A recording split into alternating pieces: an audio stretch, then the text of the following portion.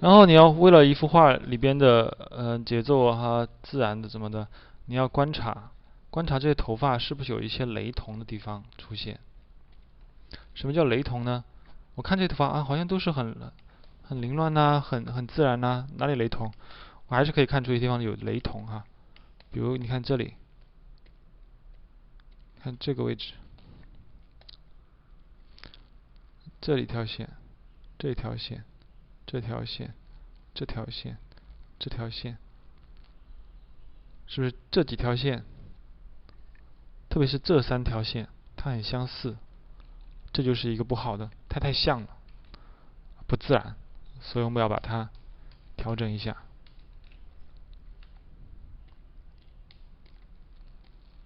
比如我把这个线往下走，不要让它也是这种朝向，甚至宽度呢，我也改变一下，把它变得粗一些。啊，这样它就不要跟上面的这个构造啊，上面这个我继续保持这种形状没关系。下面这条呢，我就不跟它一样，我让它往外走。啊，这是一些审美的分析的方法哈。很多时候技术其实差不多了。你看有些人其实画画，他们的图放大了没什么可看的，都是很简单的一些画法和很简单的笔触，但是它整体就是好看。为什么呢？就是这些布局构造，他想了很多，他思考的很多，哪些地方该是什么线条，该粗该细，哪些地方的线条是怎么走向，他分析的很透啊，画的线布局啊，什么都很自然。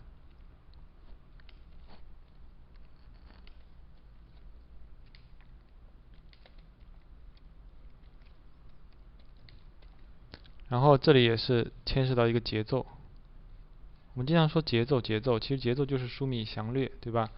放在头发里面说的节奏也就是粗细的变化。不是很多骨头发要互相穿插吗？那这些头发它们互相穿插的时候，应该是有粗有细，有些有些穿插头发是很细的，有些穿插头发是组成了很粗的一股。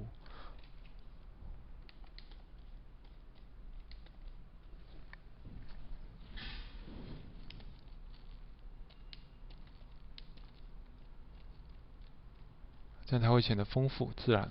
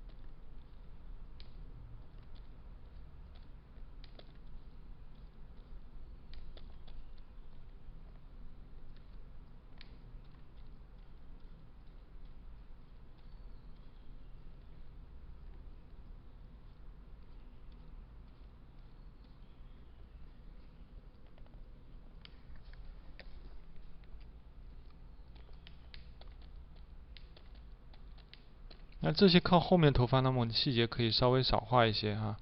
就你看这里的对比和细节穿插特别明显，为什么？因为这里是被光直射的地方，而且是我们视觉比较接近的部位，比较接近我们视觉的部位，所以我们把它画的比较对比度强烈，然后穿插呢比较明显一些。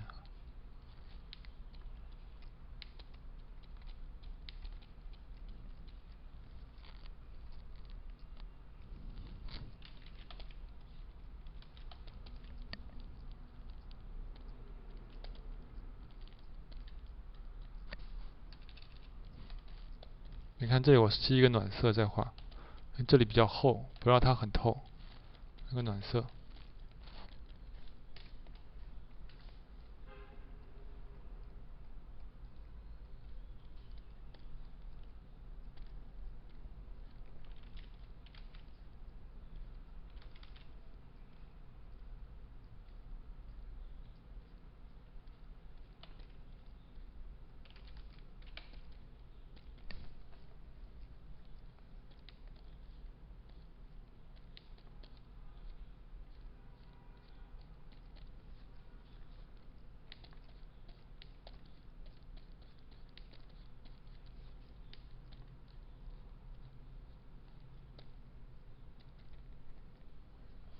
好，你看我们现在已经又加了一层哈，从这里到这里，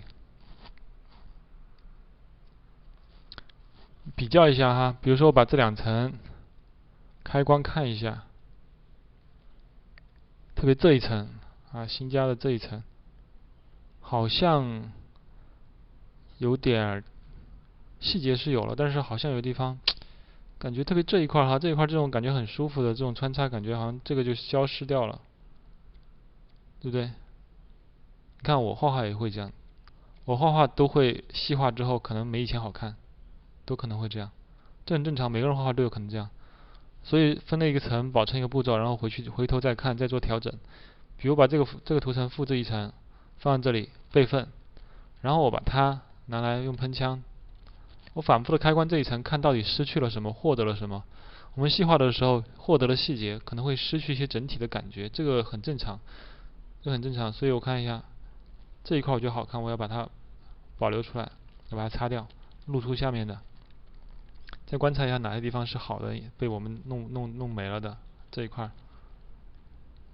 再看一下，就这些位置。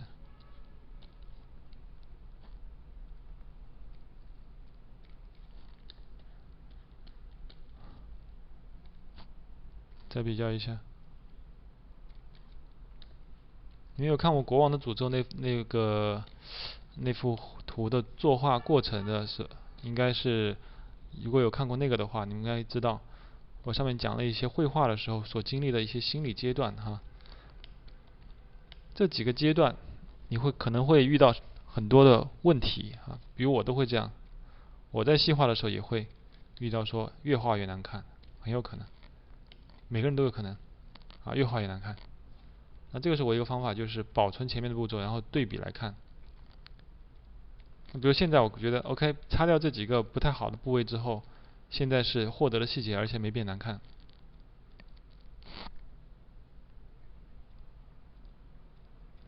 啊，需要一定的心理和方法来应对。一个方法就是保存图层，然后这个图层开关图层，比较前后的差别，然后找到问题在哪儿，然后把那些问题的地方修改过来。OK， 现在我觉得现在这个细化还 OK 了，啊，有细节，画细了，但是也没有变难看。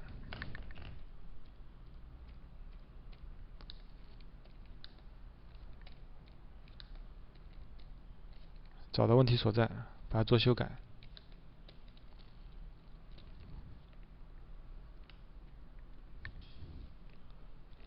好，然后我们去掉一些细节之后，我们再在这基础上，然后再画。因为刚才我不是擦掉了一些细节吗？一些不好的细节，然后我们把这些细节，那我们的完成度就变低了呀，对吧？然后再在上面再重新再画。哇，你说这样不多累啊？你们可能从来没这样去画过。啊，看我演示，我教你们一些技法，教你们一些方法，其实你们要学一些我画画的一些习惯。这些习惯其实很重要。性格决定习惯，习惯决定命运。要养成一些好的习惯。你说啊，画了又擦，擦了再继续画，继续画了再跟前面比较看看，是变好了还是变坏？变坏了再擦掉，然后再画。那你这样画一幅画你这样画一幅画，那相当于别人画多少幅画啊？对啊，我画一幅画相当于别人画多少幅画，所以我画一幅画所获得的、所收获的进步也相当于别人画好多幅画的进步。所以有些人为什么画很多画海量的作品，但是几年下来没什么进步呢？就因为他画每幅画都没有画到自己的极致，没有达到可以让自己进步的那个点。我每一幅画都画到自己的极致，然后我每一次的作品都是达到了我可以进步的那个临界点，我再往前一小步，我就是进步。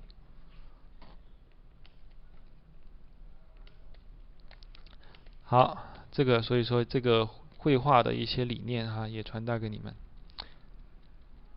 我我觉得这东西其实比我教你的画技更重要一些。很多人其实就是习惯问题，一直卡在那里没有一个好的绘画习惯。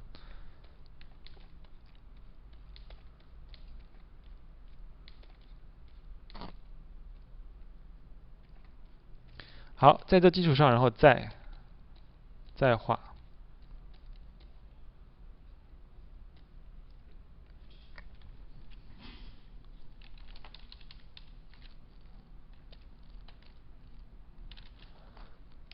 当然，你说我平时工作哪有那么多时间给你反复的推敲差不多能合格就行了。但那是工作是吧？我现在是在教学，教学是一个研讨，是一个教研，我们就是要激发潜能的一个教学，就是为了提高、为了进步而进行的一个教学，而不是为了完成工作任务而进行的教学。所以你可能如果说你在工作中这样子反复的推敲，如果说你的老板给你这么多时间的话，那当然好。那没时间的话，你就下班的时候画业余作品的时候多做一些这样的推敲，多做这样一些研究和尝试，进步一定比你画很多幅画要好。只拿一幅画来推敲，然后推敲到完美，推敲到极致。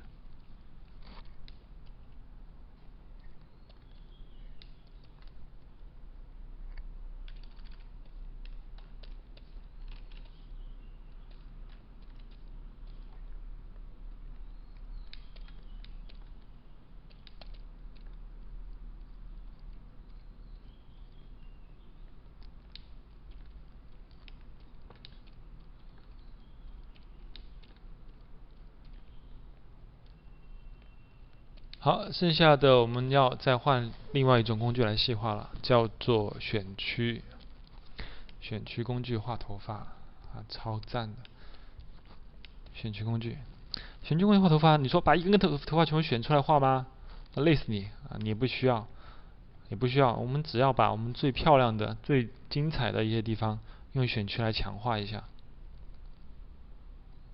比如说这些飘在前面的头发层次，羽化为零不能有羽化把羽化调整为零。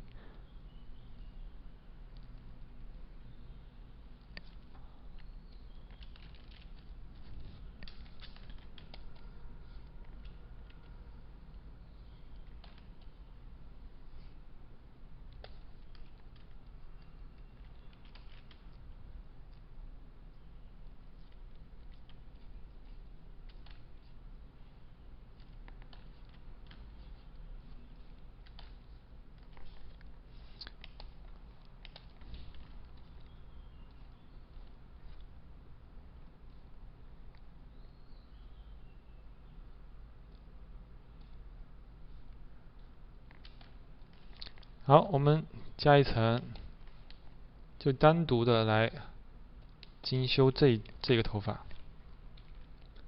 比如说我们要给它一个高光，你看有了选区之后，我们画什么都显得很随意、很洒脱，因为你不怕画出范围，你也不用考虑它的边界。然后我们要画出它的立体感什么的，比如分析它这个暗部靠这边逐渐变暗，我们用一个暖色。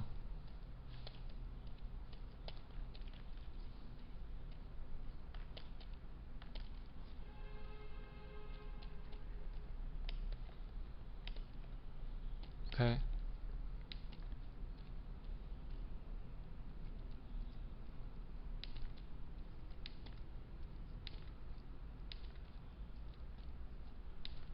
你也可以用头发笔刷，在这里面选区里面刮一下。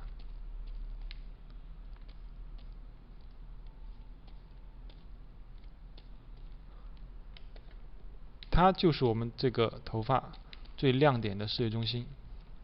然后还可以用简单工具，比如简单工具高光的地方再强化一下什么的。它不需要多，几片就行了，但是一定要有。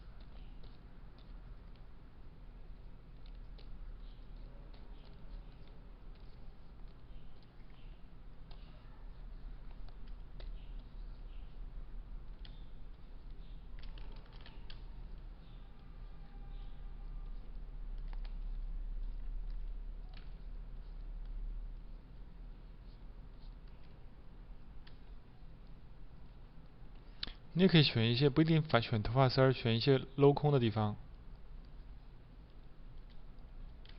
选镂空的空洞地方，然后用喷枪，比如这个镂空的地方，你用深的饱和度高的颜色。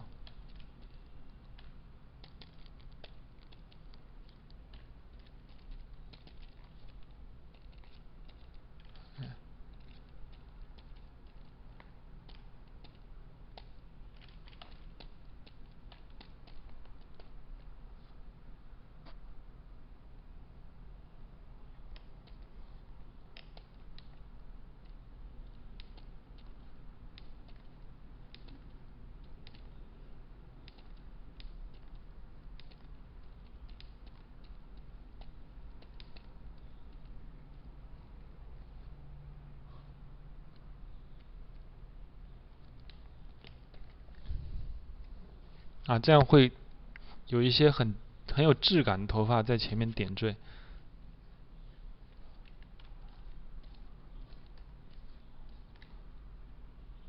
不一定非要就是沿着原来的画了，不一定非要画得很准，沿着原来的头发，你大概的做一些，因为这些切面呢，它可能不是一缕头发，而是一个高光的面，或者一个深色的透光的面。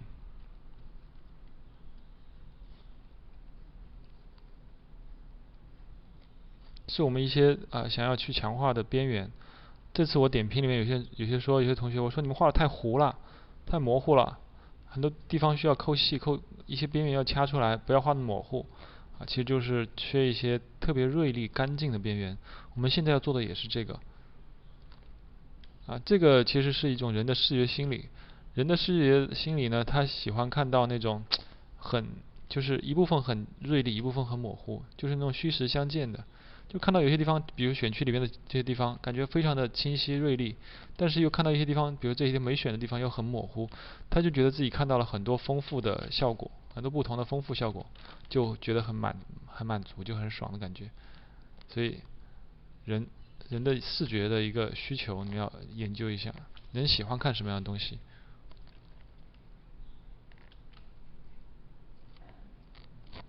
所以画面里面有软有硬，有虚有实，选一些这样的。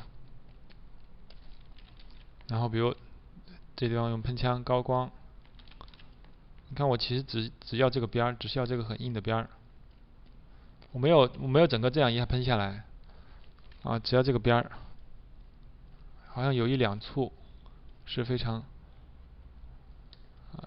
深非常那个就是非常清晰的边缘可以看得到。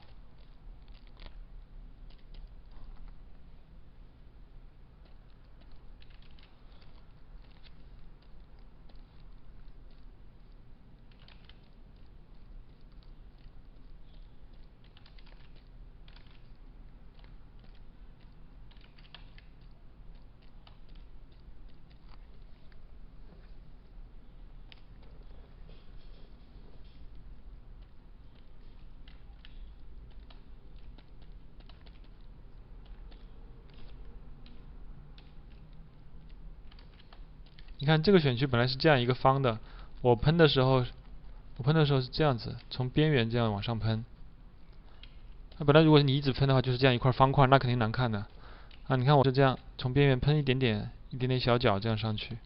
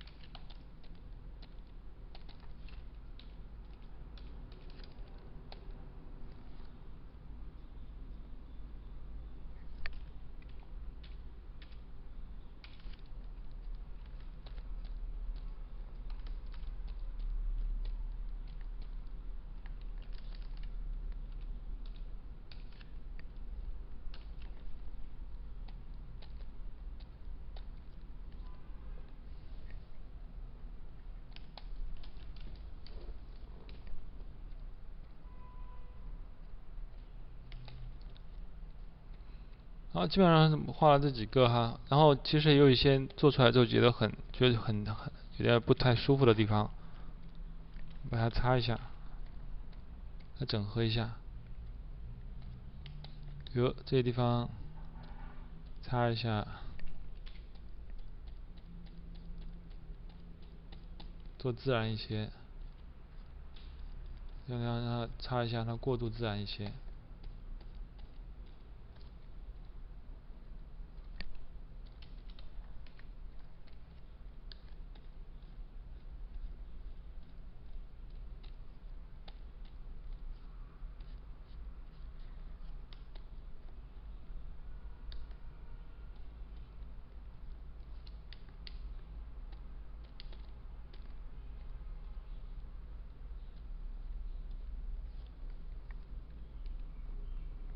好，你看我们就把这几个接近靠近视觉的这些地方拿来细化一下之后，感觉就有视觉点了，有视觉中心点，有层次前后关系了，是吧？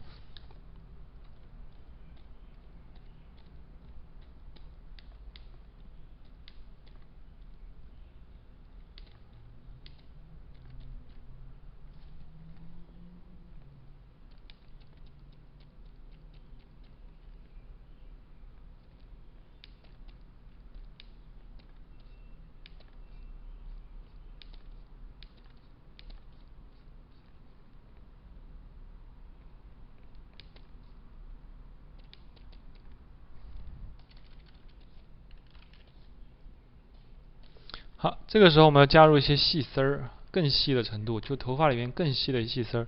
头发画要分好多步骤来画哈，不是那么随随便便一两下就会画好的。之所以头发画不好，还是太随意了。你不知道要花这么多时间和流程步骤来完成它，要花很多心血来慢慢的去一步一步的去优化这个头发。好，再加一层，这一步我们可以用湿边。湿边画笔，湿边很细哈，湿边它非常细，很细，用来画一些发丝儿。你看这一块儿，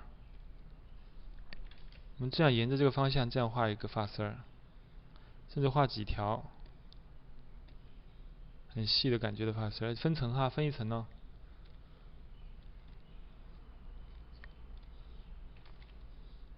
沿着那个你不是很多缕吗？很多交错的一股一股的走向吗？沿着这些一股股交错走向，在靠近贴近那股头发的边缘，画出这样一些游离的发丝儿，让你的画面的精致度更上一层。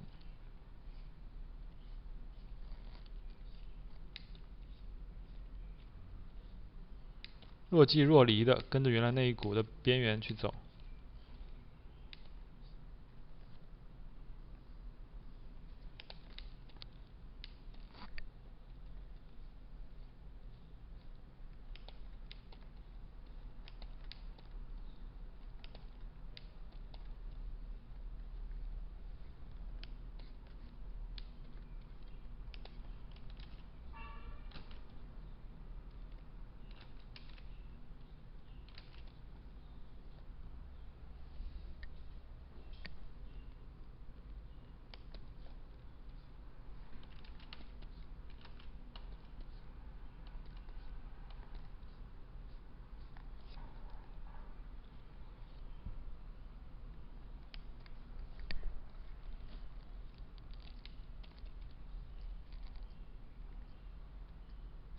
感觉这里不应该这么亮哈，就缩小，我经常缩小看就看整体嘛，我觉得这里太亮不舒服，把它压下去。从整体的感觉的感受哈，有些时候还是要感受，靠一些感受，直观的审美。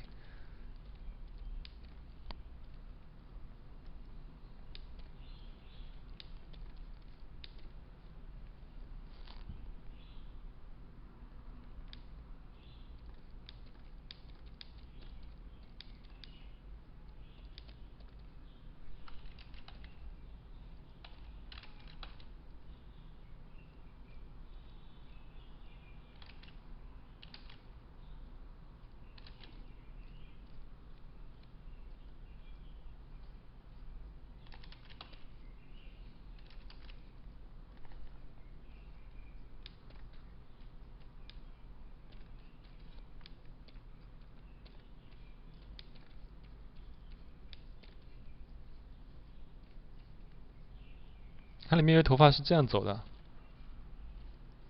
这样走向穿插，造成了一些穿插。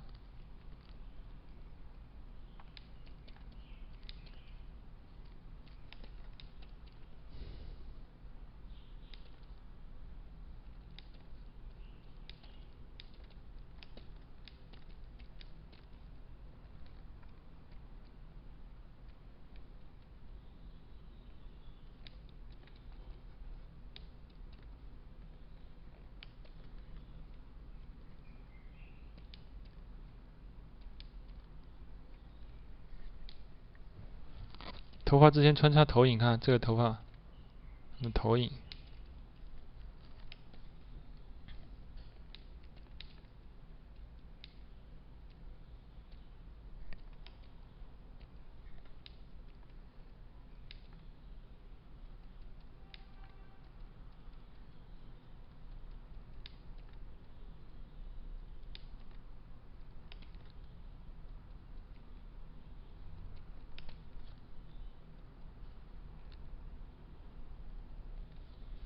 好，然后这边点一些小高光哈，这边。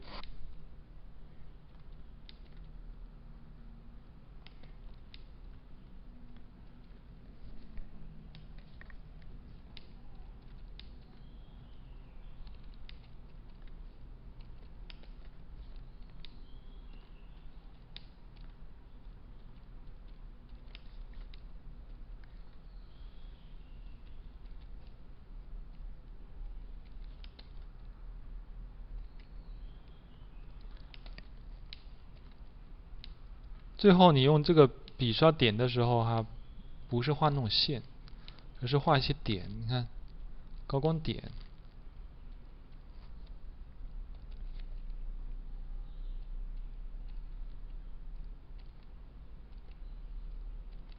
一小点，会让头发显得更加细致。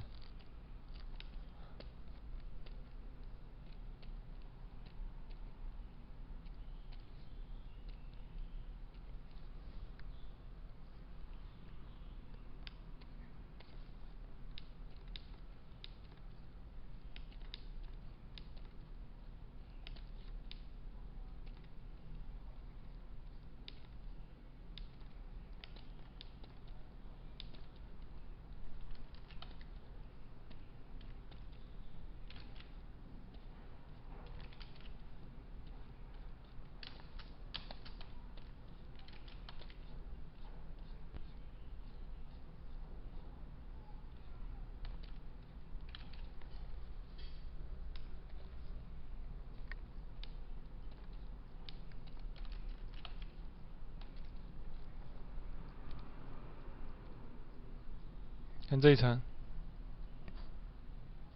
增加精致度。记住我讲的画画的流程哈，下次你们要把这个头发的流程给我全部画出来哦。这一层就是一个新的流程哈，一个新的流程，我要看你每个流程画完没有。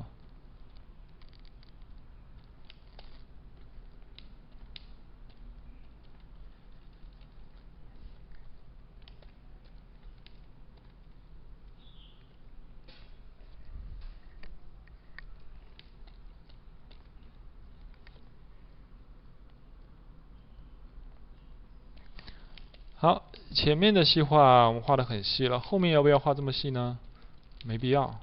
后面我们可以借助一些带走向的纹理笔刷来做一些虚实相间的一些细节。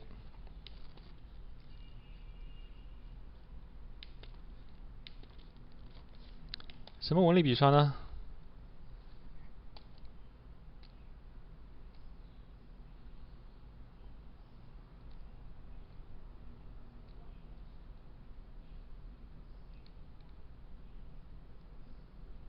带走向的纹理笔刷，比如涂抹炭笔。